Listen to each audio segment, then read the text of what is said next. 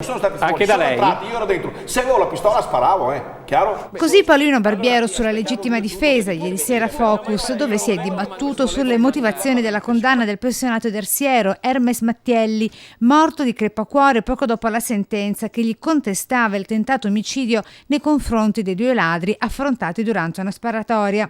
Esternazioni di Barbiero che hanno stupito e sorpreso anche il segretario regionale, nonché vice segretario nazionale del sindacato di polizia UGL, Mauro Armelao. Io volevo mandare. Privatamente, siccome pago le tasse, ok? Vorrebbe essere tutelato. Vorrebbe essere Sei uno della tutelato. CGL che parla così, Cristo va bene. Bene, Sono allora ci contento. sta con Sono l'UGL, contento. diciamo che sono prove tecniche di dialogo. Mi sarebbe potuta accadere la stessa cosa quando anni fa subì un furto mentre in casa con me c'era mio figlio piccolo di appena 4 anni, ha detto a Rete Veneta il segretario dei pensionati trevigiani della CGL, puntualizzando come, detenendo regolarmente un'arma, il rischio sia appunto quello di sparare. Che ci sia una legge e ci sia la certezza della pena, In Italia non c'è. credo che siamo tutti d'accordo.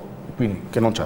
non c'è. Però, Ma che ci debba essere. che ci debba va essere. bene, E che la certezza della pena dobbiamo fare in modo che ci Ne ha sia. fatto di molti passi in avanti negli ultimi 2 detto anni. questo, io vorrei uscire dalla discussione perché il punto è: c'è una difesa privata o c'è una difesa, come si dice, pubblica? Statale. Statale. E allora Cioè, ne questo è il punto. discutiamo. Perché ne se andiamo discutiamo, verso la Fabio. logica della Ne difesa discutiamo privata, tra una- armiamoci tutti, no? Infatti